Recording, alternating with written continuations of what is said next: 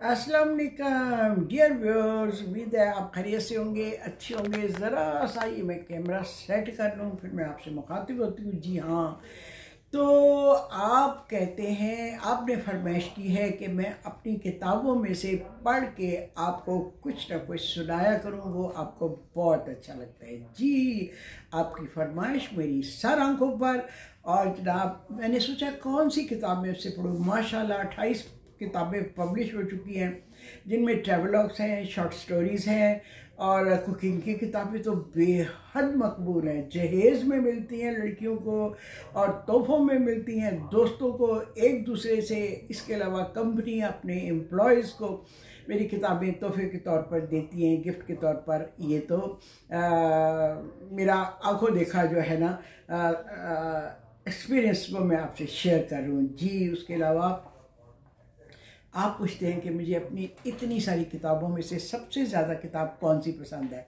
ये बड़ा मुश्किल सवाल है। अगर आप किसी माँ से पूछें कि उसको अपने 4 बच्चों में से कौन सा बच्चा सबसे ज़्यादा प्यारा है, या 2 में से, या 6 में से, या जितने भी हैं 8 में से, 10 में से, तो उसके लिए बड़ा मुश्किल होगा। लेकिन अगर मेरी माँ से पूछा जाता कि आपको अपनी पूरी औलाद में से कौन सा बच्चा सबसे ज़्यादा प्यारा, तो मुझे पूरा यकीन है कि वो मेरा नाम लेती। जी हाँ, सबसे छोटी होने का एक बेनिफिट था। दूसरा, इतने सारे 8 भाइयों के बाद उनको बेटी जो मिली तो उससे उनको ऐसे लगा कि जैसे उनकी ज़ात अब कंप्लीट हुई है जाके। जी हाँ, तो कुछ ऐसा ताल्लुक़ था मेरी माँ का और मेरा। जी हाँ, मैंने आज जो कुछ सीखा नहीं, ऑब्ज़र्व किया। अपनी माँ का एक एक जुमला मेरे जहन में हर वक्त कोई ना कोई याद आता रहता है। और जनाब जी, वो कहती होती थी कभी किसी के घर नहीं जाती थी रहने के लिए, इवन अपने बेटों के पास भी नहीं जाती थी। अगर कभी जाके कहीं रह के उनको 2 दिन आना पड़े तो घर आके कहती थी, जो सुख अपने चुबारे ना बलख ना बुखारे। मुझे उस वक़्त बिल्कुल समझ नहीं थी कि बलख बुखारा क्या होता है। वो तो जब बाद में किताबों में पढ़ा, स्कूल कॉलेज में गए तो पता चला कि बलख बुखारा उस ज़माने में तरक्की याफ्ता कोई मुल्क होता होगा या था। तो फिर जब बलख बुखारा में मैंने कदम रखे, मैं वहाँ पे गई, तो मेरे तो कानों में अपनी माँ के अल्फाज गूंजते थे। ओह, ये है वो बलख बुखारा जिसका मेरी माँ जिक्र किया करती थी।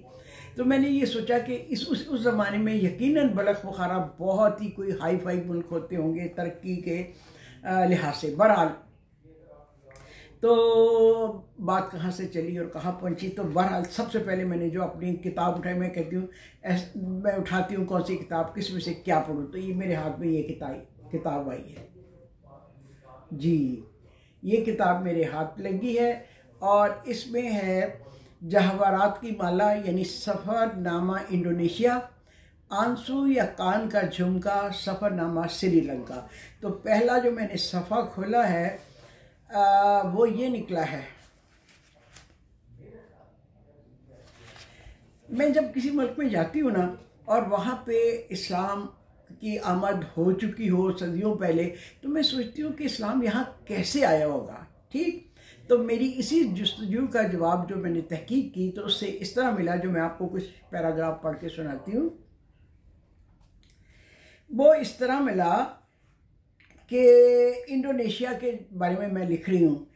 इनके अबाओ इजदाद रूहों की पूजा करते थे, खेती बाड़ी के असूल उन्होंने वज़ा कर रखे थे और इन्हीं असूलों पर अमल करने की वजह से मुआशरे में नज़्म व ज़ब्त भी कायम कर रखा था, जो कि कानून का सा दर्जा रखता था। ये सिलसिला चलता रहा हत्ता कि हिंदुइज़्म और बुद्धिज़्म ने इस सरजमीन पर अपना असर फैलाना शुरू कर दिया।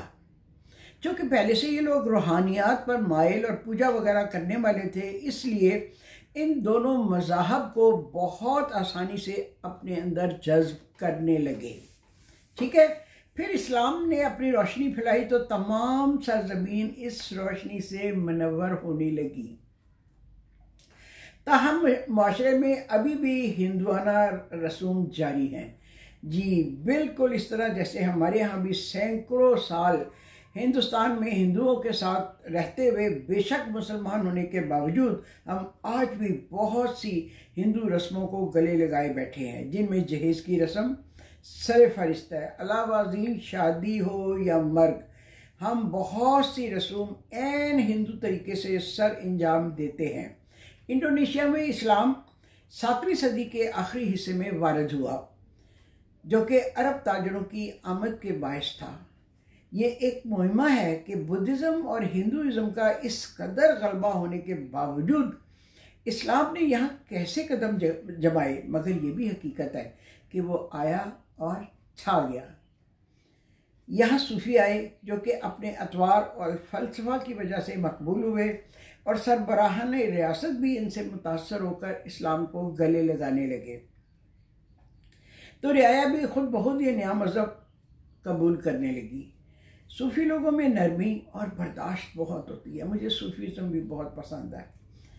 वो इस्लाम की छोटी छोटी बारीकियों में उलझाने की बजाय अल्लाह और बंदे का बराह रास्त ताल्लुक़ कायम करवाते हुए अल्लाह से मोहब्बत करने का दर्स देते हैं, और मुझे ये उनकी बात बहुत पसंद है। हमारे यहाँ बच्चों को डराया जाता है, ये करोगे तो अल्लाह नाराज़ होगा, ये करोगे तो अल्लाह दोज़ख में डाल देगा, ये करोगे तो यूँ होगा।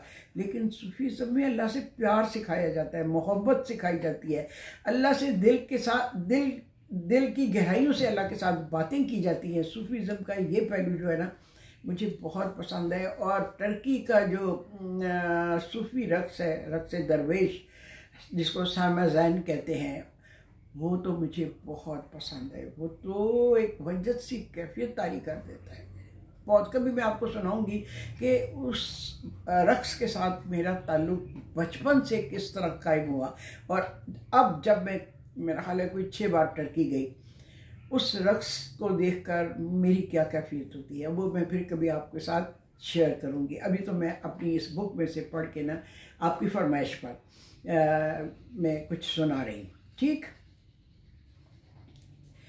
यही वजह है कि यहाँ अभी भी सूफ़ी इस्लाम की ज़्यादा झलक दिखाई देती है। अलबत्ता बाली के जजीरे में हिंदू मत आज भी प्रैक्टिस हो रहा है। बाली के बाशिंदे ब्रह्मा की पूजा करते हैं, जो पैदा करने वाला देवता है, और शिवा जो तबाह करने की ताकत रखता है।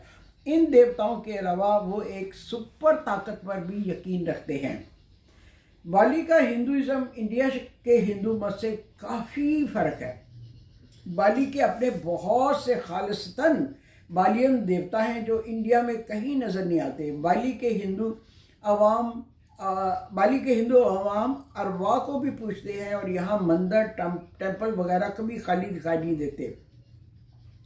नन्हे मुन्ने चढ़ावे अरवा को खुश करने के लिए हर शख्स हर रोज़ हर घर हर दुकान कारोबार में चढ़ाता है। ये मंजर थाईलैंड में भी अक्सर दिखाई देता है, मगर बाली में हर कदम पर रास्तों तक में पड़ा दिखाई देता है।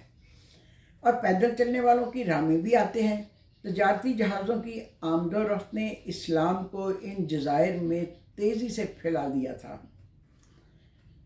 15वीं और 16वीं सदी तक यहाँ इस्लाम पूरी तरह फैल चुका था, और अजीम सूफ़ी बुज़ुर्ग आलिम इन लोगों को इस्लाम की तालीमात के लिए आते रहे। इंडोनेशिया के मुसलमान दिगर मुस्लिम ममालिक से कदरे मुख्तलिफ मजहबी रसूम या कवानीन के पाबंद हैं। मसलन दिगर मुस्लिम ममालिक के मुसलमान एक वक्त में 4 बीवियाँ रख सकते हैं, जबकि यहाँ सिर्फ 2 बीवियों की एक वक्त में इजाज़त है, और उसमें भी पहली बीवी की हकमियत बरकरार रहती है। औरतों को काफ़ी हकूक़ हासिल हैं, बल्कि मर्द की बराबरी का दर्जा भी हासिल है। ये तो हो गया एक मुख्तसर सा तारुफ इंडोनेशिया, ख़ास तौर पर बाली के जजीरे का। हमने चूँकि बाली के जजीरे डेनपसार में ही क़याम किया था, इसलिए ज़्यादा बेहतर होगा कि मैं बाली के दारुल हुकूमत के बारे में तारुफ करवा दूँ। डेनपसार का लफ्ज़ी मतलब है मार्केट के नज़दीक। डेनपसार का लफ्ज़ी मतलब है मार्केट के नज़दीक। एक ज़माने में ये एक मारूफ मार्केट हुआ करती थी, और फिर जब शहर फैला और इस जगह ने तरक्की की तो बाली जजीरे का दारुल खलाफा बन गया। पुर रौनक और हर तरक्की पजीर शहर की तरह सयाहों की तवज्जो और दिलचस्पी का मरकज़ डेनपसार उस दुनिया से बहुत मुख्तलिफ है जिसको हम मगरिब या मगरबी दुनिया कहते हैं। जी, अपनी असली और ओरिजिनल शक्ल में कायम डेनपसार को एक मरऊब जन्नत कहा जाता है। यहाँ सुकून है, यहाँ सुकून है, रौनक है, कुदरती खूबसूरती है जो हमने हफ्ते भर के क़याम में यहाँ बहुत महसूस की। पौधे इस कदर सब्ज और सेहतमंद हैं कि मैंने हर मंज़र को कैमरे में बंद किया तो हर मंज़र को कैमरे में तो बंद किया ही, जहन में भी समो लिया। अच्छा जी, ये है। फिर उसके बाद है सेहत उबड, ठीक है। और इसके बाद ये सारा बहुत लंबा चौड़ा है। बड़ी मज़े मज़े की यहाँ पे हमने रस्में देखी और डेनपसार में ऐसी सी अजीबोगरीब हमने रस्में देखी। हमने यहाँ शादी की महफिलें देखी, शादी की, और उसके बाद चिता जलने की हमने पूरी एक रस्म वॉच की पूरी। और किस तरह वो हमारी मतलब टूर में शामिल तो नहीं था, लेकिन हम अपने गाइड के साथ टूर कर रहे थे शहर का। तो एक जगह हमें एक पार्क में चिता जलती हुई दिखाई दी, पार्क टाइप ही जगह थी। और जनाब केले के जो तने होते हैं ना, उससे एक बड़ा सा टब टाइप चीज़ बनाई हुई थी, उसके तनों को जोड़ के, ठीक है। और अंदर जो भी चिता जल रही थी उसको सुई गैस के ट्यूब के साथ चिता को जलाया जा रहा था। और उसके इर्द गिर्द लोग जो है ना अच्छे अच्छे कपड़े पहने में और फलों की और अच्छी कोई ऐसी खाने पीने की चीज़ों की टोकरियाँ आगे रखी हुई, जिस तरह पिकनिक का माहौल नहीं होता, बिल्कुल उसी तरह पिकनिक की तरह लोग बैठे बातें कर रहे हैं, खा पी रहे हैं और चिता जल रही है। मुझे तो बड़ी हैरत हुई। मैंने गाइड से पूछा कि क्या ये लोग मरने वाले के मतलब इस तरह रंजीदा और अफसरदा नहीं होते? मैंने किसी को रोते तो क्या अफसरदा भी नहीं देखा। तो गाइड ने बताया कि अगर मरने वाले की उम्र 60 साल से ज़्यादा हो तो ये लोग खुशी मनाते हैं कि इसकी रूह जिस्म की कैद से आज़ाद हो गई। ये उनका एक सोच है, अक़ीदा है। और फिर उसके बाद जो जनाजे का वो फ्यूनरल का जो भी वो बनाते हैं ना ताबूत सा, उसकी अपनी एक साइंस है। कितनी तह में होता है, कौन सी तह में डेड बॉडी रखी जाती है, और फिर क्या, मतलब बड़ा एक यूनिक तजर्बा था।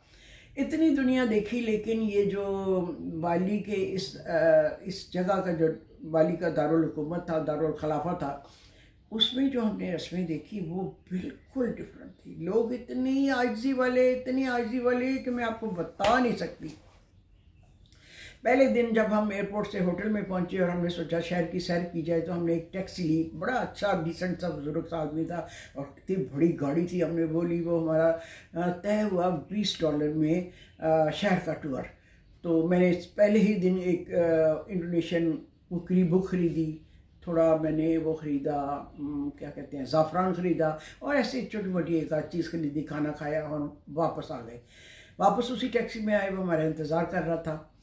अच्छा, जब रास्ते में उसने अपनी कहानी सुनाई कि इनके लिए किस तरह लाजम है कि हर रोज़ आपने चढ़ावा चढ़ाना है। उस बंदे को शुगर भी थी, एक उसकी बच्ची थी, बीवी थी, और वो मतलब उसके लिए बड़ा मुश्किल होता था कि हर रोज़। और चढ़ावे में क्या होता है, पत्तों के बने हुए प्यालों में चावल और खाने पीने की इस तरह चीज़ें, समटाइम्स तो कोक वगैरह भी साथ रखी होती हैं, जगह जगह पे आपको नज़र आती हैं, सड़कों के किनारे, दुकानों के बाद। एक दफ़ा मैंने गाइड से पूछा कि ये जो इतने सारी चीज़ें आप डालते हैं तो ये खाता कौन है? गाइड ने बताया कि उसका जो जायका है वो तो रूहें ले जाती हैं, बाकी परिंदे वगैरह खा लेते हैं, जानवर खा लेते हैं, लेकिन ये उनका रोज़ का मामूल है कि सुबह वो चढ़ावे को तैयार करते हैं, चाहे खुद खाएं ना खाएं, लेकिन चढ़ावे के लिए उन्होंने ये ज़रूर बनाना होता है, और उसको फिर जो भी उनकी मखसूस जगह है वहाँ पे वो रख देते हैं। ये एक लाजमी चीज़ है उनकी। तो इस तरह की और बहुत सारी रस्में थी। शादी की हमने रस्में देखी, हमने फ्यूनरल की देखी, और चेलम टाइप आप कह लें या स्वयं टाइप कह लें, वो रस्में देखी। बहरहाल हर दुनिया का मुल्क अपनी अपनी मखसूस रसूम अदा करता है, मखसूस उनके अकायद हैं, और मुझे ये सब देखने का बहुत मज़ा आता है। और यही वजह है कि मैं जिस मुल्क में जाती हूँ एक छोटी सी डायरी हर वक्त मेरे हाथ में होती है और पेंसिल होती है, कलम होती है जिसमें मैं छोटी छोटी चीज़ें नोट कर लेती हूँ, तो कि ताकि वो गलत ना हो। जैसे कोई सन है या कोई सन मीन के किस टाइम पे वो ये चीज़ क्या हुई, वो गलत ना होने पाए। तो बहरहाल बाकी जो है मेरा पर्सनल एक्सपीरियंस होता है, मेरे अपने ख्यालात होते हैं, मेरे अपने मुशाहिदात होते हैं, मेरे अपने तजर्बात होते हैं। उसकी रोशनी में मैं ये किताबें लिखती हूँ, जो कि माशाल्लाह अब तक 28 किताबें पब्लिश हो चुकी हैं, और 3 किताबें अभी पाइपलाइन में हैं, जिनमें एक कुकरी बुक है और 2 सफ़रनामे हैं। तो जी हाँ, आपकी फरमाइश पर आपने कहा था कि मैं अपने सफ़रनामे भी पढ़ के सुनाया करूँ। इस वक्त मेरे पास टाइम था, फारिग थी मैं, तो मैंने कहा चलो मैं बाल भी मेरे अच्छे बने हुए हैं, तो मैंने कहा कि मैं आपके साथ गपशप लगाती हूँ और सफ़रनामे में से कुछ पढ़ के सुनाती हूँ। मैंने आपको बताया था ना कि बाल मेरी बहुत कमज़ोरी है, मेरे बाल अच्छे ना हो तो मैं चाहे लाख रुपए का जोड़ा पहना हो, मैं बिल्कुल भी अच्छा फील नहीं करती, और मेरे बाल अच्छे बने हो तो चाहे मैंने 5 रुपए का जोड़ा पहना हो, मैं बहुत खुश होती हूँ। और लुबना याकूब, थैंक यू। देखिए आपकी तोहफ़े को मैंने कितने प्यार से आज ओढ़ा है। आज मैंने ये महरून जोड़ा पहना हुआ है शावर लेने के बाद, और फिर उसके साथ मैंने देखा आपकी शॉल मैच हो रही है। Thank you Lubna Yakub from Lahore, उन्होंने मुझे ये शॉल दी थी। एक दफ़ा वो हमारे घर आई थी तो अच्छी प्यारी लग रही है, इतने इसमें कलर है ना कि मेरे बहुत सारे कपड़ों के साथ ये जाती है। थैंक यू, अल्लाह हाफिज़, लव यू।